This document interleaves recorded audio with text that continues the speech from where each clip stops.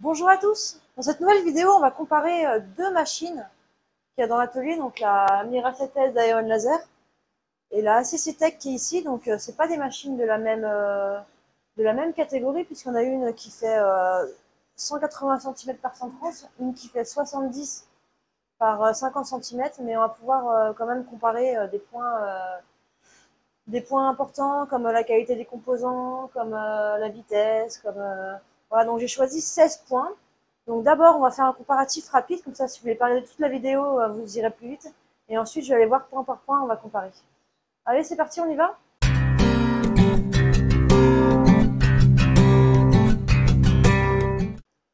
Donc on va commencer par la Mira 7S. Donc c'est le nouveau modèle de la marque Ion Laser. Donc c'est une marque qui se positionne dans le haut de gamme. C'est vraiment une machine qui est conçue pour ceux qui ont envie de se concentrer sur le travail et non pas sur voilà, changer des pièces, faire des petites bidouilles. Donc vous pouvez la commander depuis la France et vous la faire livrer depuis la France avec un service technique en français. Donc ses principaux atouts, c'est que c'est une machine tout en un, donc elle a tout qui est intégré, il y a le refroidisseur d'eau, il y a l'extraction des fumées, l'adjonction d'air, le logiciel Lightburn est fourni aussi. Il y a la caméra qui est préinstallée dessus. Donc ça, c'est un vrai atout parce que c'est vraiment rapide pour la mise en marche. Un autre atout, c'est sa vitesse. Vous allez voir quand on va voir en détail qu'elle est beaucoup plus rapide que la machine ACC Tech et aussi qu'elle est très rapide à installer. Au niveau de ses défauts, pour l'instant, j'en ai pas trop vu. Voilà, donc ça fait qu'un mois que je l'ai, mais je ferai un compte rendu au bout de quelques mois d'utilisation. Maintenant, je vous présente l'autre machine. C'est une ACC Tech AKJ 1318. Donc là, c'est une machine de gros volume qui est plutôt destinée bon, à ceux qui veulent une machine fonctionnelle, mais d'entrée de gamme, un truc pas cher. Donc elle fait le job, mais vous allez voir au fur et à mesure dans les détails qu'il y a des points qu'on a dû améliorer pour pouvoir l'utiliser rapidement. Ses atouts, bon là c'est passé par rapport au type de machine qu'on a choisi, c'est qu'elle est grosse, donc elle permet de faire de la grosse série. Après au niveau des atouts, j'en ai pas trop trouvé. Au niveau technique, il n'y en a pas vraiment. Vous allez voir, c'est vraiment une machine qui fait le job, mais qui est basique. Bon, du coup, on va commencer par comparer la réception de la machine, l'emballage. Donc, j'ai plus les photos, les vidéos de l'emballage de la ACC Tech. Bon, déjà, on l'a commandé en Chine sur un gros site AliExpress, je pense. On l'a commandé en Chine et on l'a reçu classiquement dans une caisse en bois. Le souci, c'est qu'elle avait été mal emballée et le système, il n'y avait pas assez de renfort en bas. Et elle n'était pas adaptée au transpalette. Du coup, quand le transpalette il l'a porté, ça a vrillé le cadre. Donc là, depuis qu'on l'a reçu, on n'a jamais pu faire marcher le système up and down parce que c'est tout, la machine elle est vrillée en fait. Après, bon, on a dû faire tous les papiers de douane classiques, le classique quand on importe une machine ou quelque chose depuis la Chine. La réception de la Ion Laser, donc on l'a reçue depuis la France. Elle était sur palette. Donc j'ai une vidéo où je vous montre comment on l'a installée. Donc la caisse était propre, il n'y a pas eu de souci. Bon, après c'est un petit modèle et c'est sûr qu'il y a moins de risques, à l'emballage.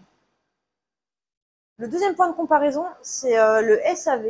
Donc là, chez ACC Tech, on a un SAV sur WhatsApp. Donc on peut parler avec un technicien en anglais à des heures, aux heures chinoises en fait, donc jusqu'à je dirais 9-10 heures du matin. Alors que pour ACC Tech, on a un service technique en français. Les personnes peuvent nous répondre, je ne sais pas combien de temps ça va garantir, je crois que c'est 2 ans. Donc ils nous répondent en français, si vraiment il y a un souci, ils peuvent faire déplacer un technicien pour venir entretenir la machine. Alors le troisième point de comparaison, on va voir le système de transmission. Alors là, on va se rapprocher un peu. Donc le système de transmission, il y a le rail de guidage, les moteurs pas à pas, l'axe X, l'axe Y, et on va voir en détail en fait que c'est de la bonne qualité. Déjà, ce qu'on remarque, le premier truc qu'on remarque, c'est qu'il y a des soufflets ici pour protéger les autres parties de la machine, donc ça empêche que les poussières et les fumées les rentrent. Le rail, il est large, il est en aluminium et il y a un cache, la courroie, elle est cachée dessous, ce qui évite aussi, encore une fois, les entrées de fumée, la poussière. On a en dessous l'axe Z avec une courroie épaisse, je ne sais pas en quelle matière c'est, mais de bonne qualité. Et les moteurs, ils sont ici. Donc il y a un moteur de l'autre côté, je ne vais pas ouvrir, mais... Ah, donc au niveau de la transmission, il y a tout qui est bien protégé. La tête, elle est solidement ancrée. Donc c'est ça qui lui permet d'aller à une vitesse beaucoup plus rapide que l'autre. On va aller voir maintenant sur... Voilà, je l'ai mis en pause. On voit que le système de transmission n'est pas protégé. Donc là, au fond, on a un moteur qui est directement accessible. Les courroies, elles sont là, elles sont soumises de poussière. Donc d'ailleurs, elles sont vraiment noires, vraiment sales. Le rail a l'air aussi d'être quand même de bonne qualité. Ah, c'est bien sale. Hein. Donc ça, je pense que sur le long terme, il y a vraiment des risques d'usure prématurée des pièces. On a du coup l'axe Z qui est en dessous.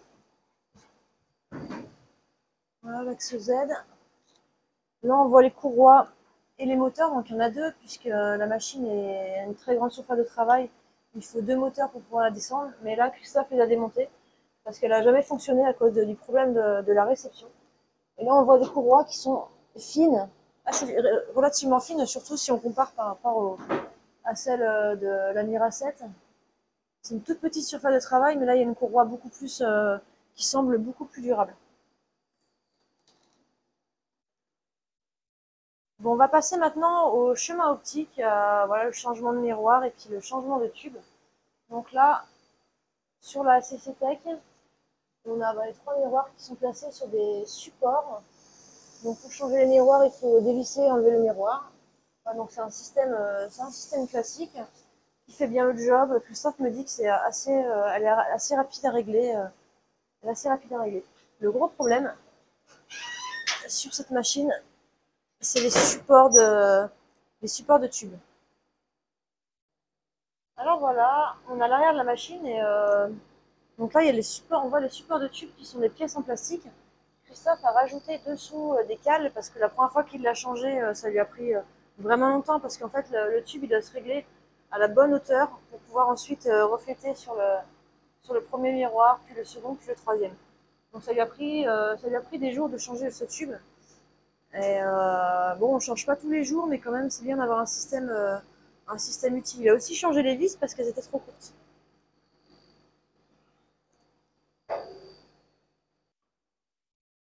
Bon, on passe sur la Mira 7S.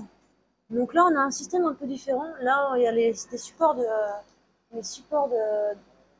des miroirs. En fait, ils se démontent à l'arrière, on dévisse et on peut changer rapidement le miroir. Alors ensuite, bon, le tube tape sur le premier miroir, le second, le troisième miroir au niveau de la tête laser. Donc là, normalement, vu que le rail et que la machine est petite, le réglage est plutôt stable. Alors la vraie innovation, ça se passe ici. C'est au niveau du tube. On voit le support. Le tube, il est sur un rail en aluminium avec voilà, des pièces en aluminium. Et pour le changer, il suffit de baisser les 2 poignées, d'enlever le tube et de le remettre. Là, on a un système qui coûte, je pense, au moins 10 à 20 fois plus cher que les pièces en plastique, les simples pièces en plastique qu'on retrouve sur la CCTech. Donc ça, c'est un gain, c'est confortable, c'est un gain de temps parce que du coup, il y a toujours le même réglage. On n'est pas obligé de trouver la hauteur de cale nécessaire. Maintenant, on va parler de la vitesse. Alors la vitesse, c'est un vrai atout de la Mira 7S. C'est qu'elle est en vitesse de découpe. Elle peut aller à 300 mm/s, alors que la CCTech, elle peut aller à 200. Et c'est sur la gravure où c'est encore plus étonnant parce qu'elle peut aller jusqu'à 1200 mm/s, la Mira 7S, alors que la machine à CCTech, elle peut aller jusqu'à 400 mm/s, donc 3 fois moins. Alors ça devient intéressant, la vitesse de gravure, parce que nous, c'est une tâche qu'on fait jamais avec nos autres machines. parce que c'est beaucoup trop long, ça nous fait perdre beaucoup de temps et on se dit que c'est pas rentable. Alors que là, on peut aller vraiment beaucoup plus vite. Ça permet de faire des grosses séries, de faire voilà, des quantités. Si vous avez envie de faire de la gravure, votre cœur de métier, c'est un vrai atout. Donc ça, c'est possible. Justement, on parlait du système de transmission, cette vitesse, elle est possible parce que voilà, tout est, les rails sont en aluminium, donc ça se déforme pas, le châssis, il est vraiment rigide. Donc ça permet d'aller à des vitesses plus importantes sans tout faire bouger, quoi. Maintenant, on va regarder la tête du laser. Donc là, c'est un point aussi de comparaison essentiel. Alors, on va commencer par la machine ACC Tech.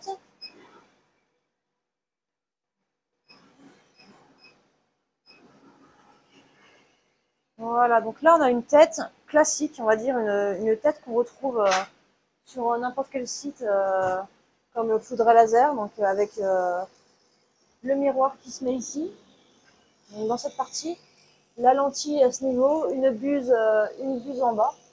Donc là, au niveau de la tête, elle est fonctionnelle, c'est une pièce qui ne change pas trop, et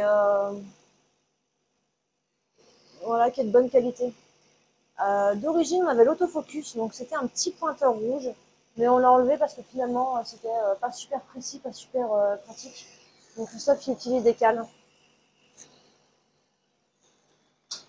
En termes de nettoyage, donc c'est assez simple. On enlève le tuyau, je vais pas le faire parce que là, on est en train de travailler.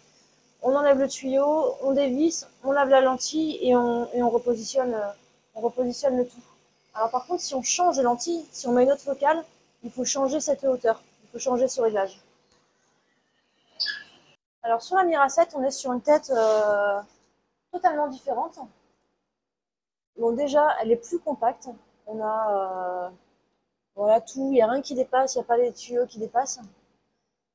Et pour le nettoyage, on tire un petit tiroir. Voilà. Et donc là, on a la lentille. Cette pièce, elle permet aussi de changer de lentille. Là, on a une lentille, soit elle se met au-dessus, soit en dessous, soit à ce niveau-là. Et en fait, ça permet de garder toujours la même hauteur par rapport à la surface qu'on travaille et d'utiliser l'autofocus. Je vais vous montrer l'autofocus. Donc là, j'appuie sur focus.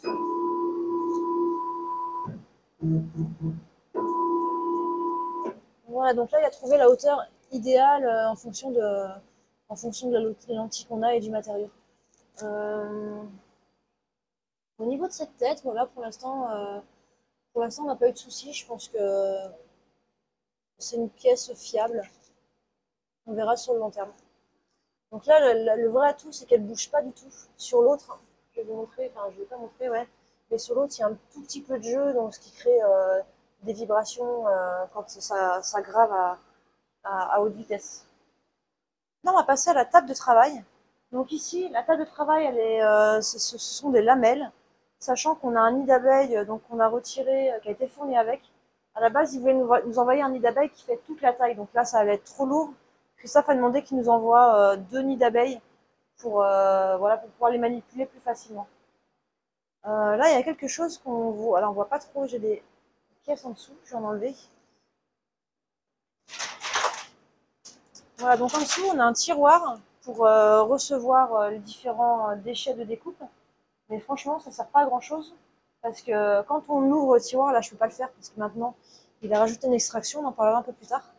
Quand on enlevait le tiroir, déjà il y a tout qui tombait en dessous, ça continue à tomber en dessous.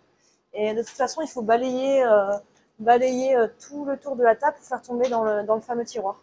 Donc ça, c'est pas super top, sachant qu'aussi sur les extrémités, là, il n'y a vraiment pas beaucoup de place entre le travail qui est découpé et le dispositif pour recevoir les pièces. Et du coup, parfois, ça prend feu en dessous et ça carbonise les pièces qui sont en dessous.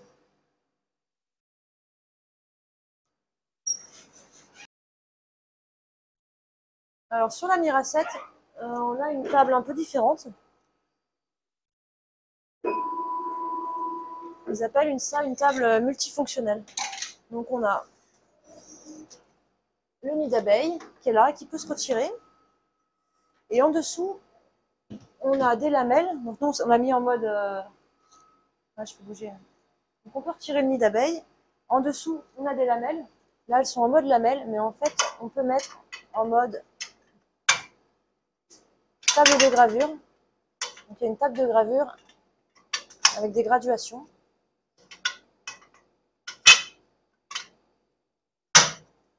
Voilà, donc là, on peut reconstituer toute la table et la remettre assez rapidement en mode lamelle. Alors les coupes, les déchets, les chutes en fait de bois ou des autres matériaux que vous utilisez, ils tombent ici dans ce tiroir et pas en dessous. Donc là, c'est un bon atout pour préserver, la caisse et puis préserver l'extraction, préserver les moteurs qui sont en dessous. Bon, on va passer au système d'extraction. Donc là, sur la ACC Tech, l'extraction qui était fournie avec était loin d'être suffisante. Et même là, en fait, il y a une très grosse surface de travail, donc c'est vraiment difficile d'extraire convenablement les fumées. Donc il y avait un premier extracteur qui était branché là-bas. On voit une grille là, une grille de sortie d'extraction. Et Christophe, on a recréé une. Voilà, donc il a mis en dessous, il a mis un T, ce qui fait qu'il a raccordé deux systèmes. Ça fait beaucoup de bruit, mais ça c'est normal parce que c'est une grosse machine, donc il faut une extraction beaucoup plus puissante que sur une petite machine. Voilà, donc là, on voit au bout qu'il a relié les deux systèmes. Et on a l'extracteur à l'extérieur qui fait pas mal de bruit et qui fait pas mal, qui sort toutes les fumées du travail de découpe. Donc là, ça prend quand même de la place. Derrière, on a un caisson assez gros qui contient un extracteur pour cette machine et pour l'autre qu'on a à côté. Donc là, sur la Mira 7, l'extracteur, on ne le voit pas. Il est, en fait, il est derrière, il est sous le tube.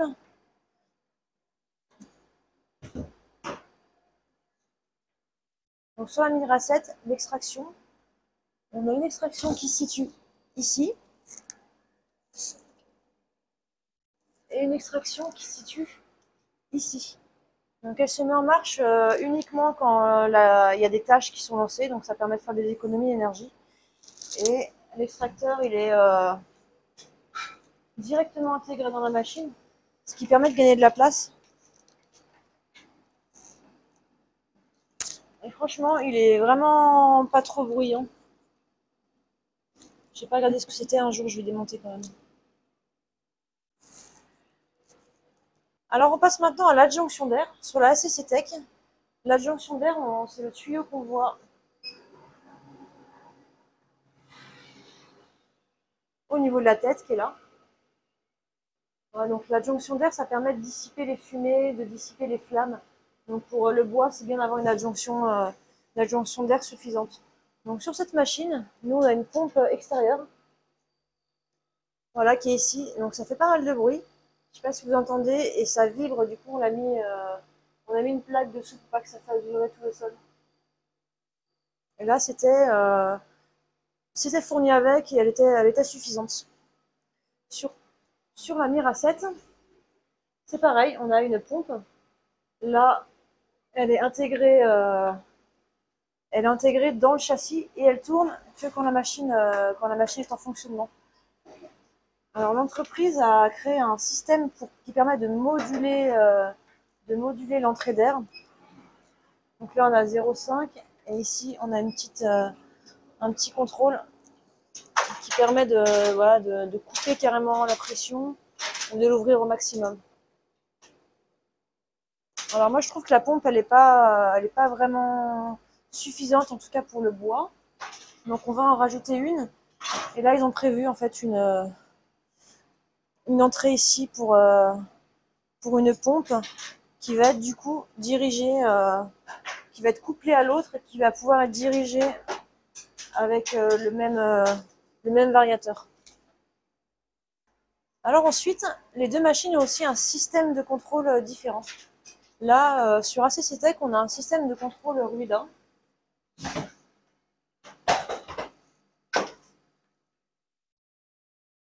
Donc je pense c'est différent. Le système de contrôle Ruida et le système de contrôle de la Mira 7.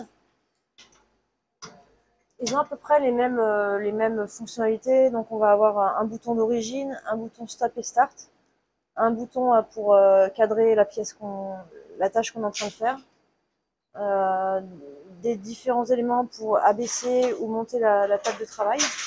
Par contre, la différence du clavier Nova, donc qui est sur les Mira 7, c'est qu'il propose un auto-diagnostic et qu'il y a différentes informations qui s'affichent comme la pression de l'air, la puissance du laser en temps réel et la température du chiller. Voilà, donc pour l'instant, on n'a pas essayé d'intégrer un fichier directement sur la machine avec une clé USB, mais on peut contrôler différents paramètres en ayant un fichier sur clé USB. Après, c'est pareil pour le Ruda, sauf que là, il n'y a pas d'auto-diagnostic. Maintenant, on va parler au système rotatif, au mandrin ou voilà, à n'importe quel système rotatif pour pouvoir graver sur des bouteilles, par exemple. Donc, sur la machine ACC-Tech, pour installer votre système rotatif, il y a un endroit où on peut débrancher l'axe Y pour le brancher sur le système, donc ça prend quelques minutes. Donc ça va permettre, on va garder l'axe X et ça va permettre de l'axe Y de faire tourner la pièce que vous travaillez. Sur la Mira 7, ils ont pensé à... Ils ont créé une entrée ici où on branche le Rotary, ce qui permet d'éviter de débrancher le moteur de l'axe Y. Donc on gagne un peu de temps, on évite de dérégler le moteur et c'est quand même pas mal. Ensuite, on va passer au châssis. J'aurais pu en parler avant, mais j'ai préféré aborder les points techniques en premier. Donc le châssis sur la Mira 7, il est très lourd, très rigide. Donc cette machine elle fait 130 kg. L'autre elle fait à peu près 800, sachant que celle-là elle est vraiment beaucoup plus petite. Elle fait une surface de travail 6 fois moins grosse que sur la ACC Tech.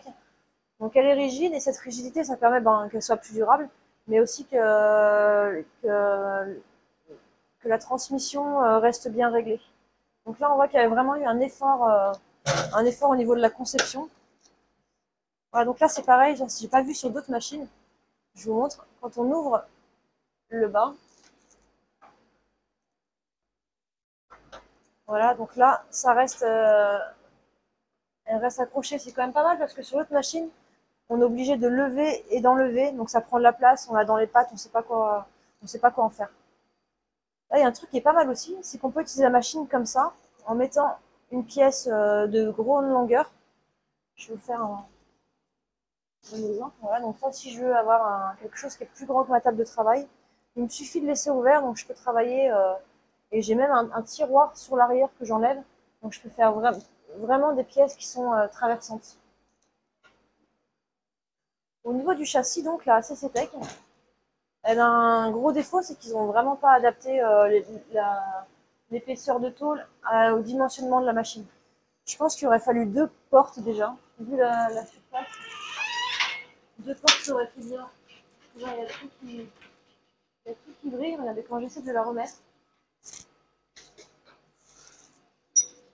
J'arrive à trouver voilà, le bon angle. C'est pas facile, avec 2, ça aurait été vraiment plus pratique. Ça manque vraiment de rigidité. Donc là, pour les portes, pour les ouvertures, on est obligé d'enlever carrément. Donc là, c'est vraiment... c'est simple, c'est du simple, mais c'est efficace, hein, ça marche bien, mais on a quand même quelques problèmes de réglage avec cette machine. Alors le prochain point qu'on va aborder, c'est la disponibilité des pièces de rechange.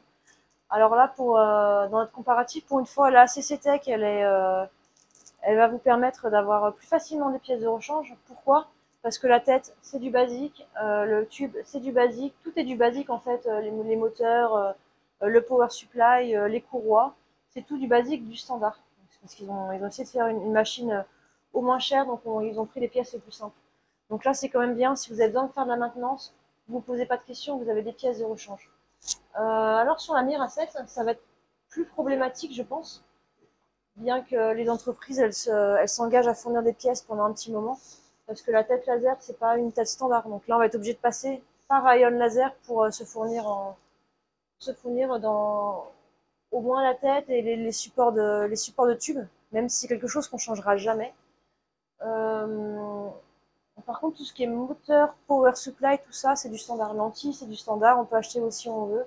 Les miroirs, c'est pareil. Donc, tous les consommables, c'est du standard.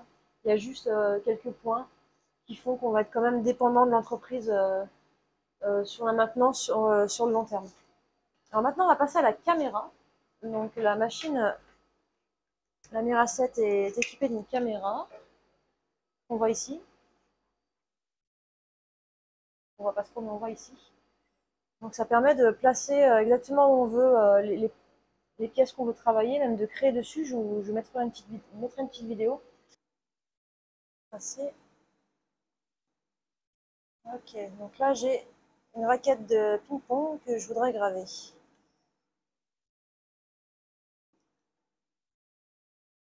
Au prénom de mon fils. Clic droit, convertir en bitmap. 300 dpi, tout remplir. Allez, je vais lancer la tâche. J'espère que ça va découper au bon endroit.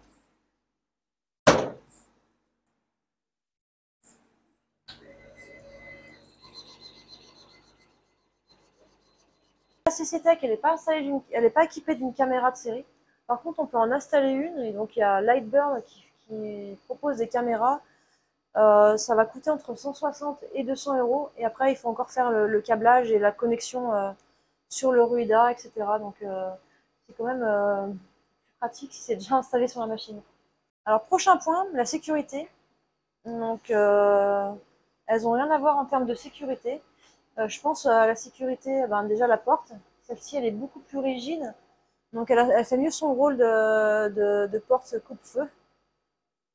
Et on a une clé. Non, je vais l'éteindre.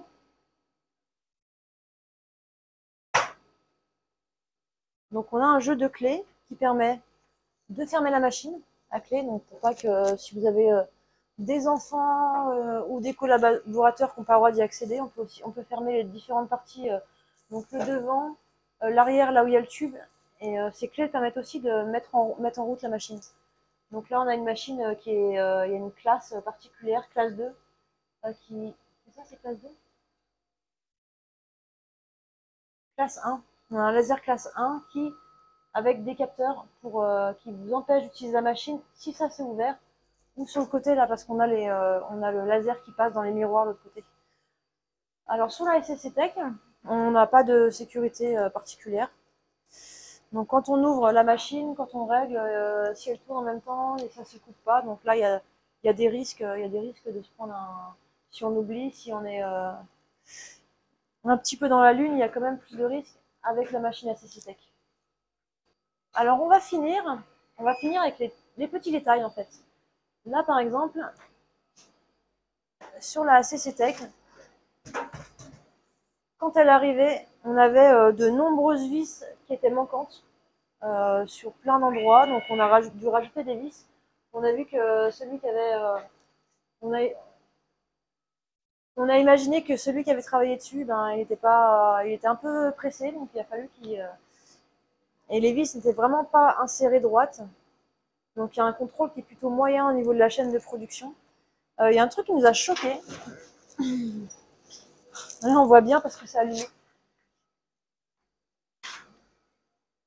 C'est le ruban de LED en fait. Vous voyez la table à droite? Là elle est éclairée et là elle n'est pas éclairée. En fait on a qu'un seul ruban de LED qui éclaire la moitié de la surface de travail. Donc là ça montre bien qu'ils veulent grappiller un petit peu partout pour faire des économies et pour la vendre le moins cher possible. Sur la Mira 7, donc c'est tout le contraire, vous l'avez compris. Là, on a des petits détails, donc si on compare avec la lumière. Donc là, on a un modulateur d'éclairage. Ouais, donc là, on a plein de petits détails, donc on en a déjà parlé. On a les soufflets ici, il y a la table, 3 options, j'ai pas eu besoin de vérifier les vis, là ça se voit que c'est des vis avec des embouts Torx, voilà, de la visserie épaisse. Là ici on a des systèmes qui sont renforcés au niveau de la porte. Donc là je me fais aucun souci sur la durabilité, ça montre vraiment qu'on en a pour son argent en fait. On paye plus cher mais elle est bien conçue. Donc voilà, c'est fini pour cette vidéo comparative entre les deux machines de Ion Laser et d'ACCTech. Donc j'espère que ce comparatif vous sera utile. Si vous avez des questions, n'hésitez pas à les poser sous la vidéo et puis on y répondra. Et voilà, à bientôt pour une prochaine vidéo. Allez, salut!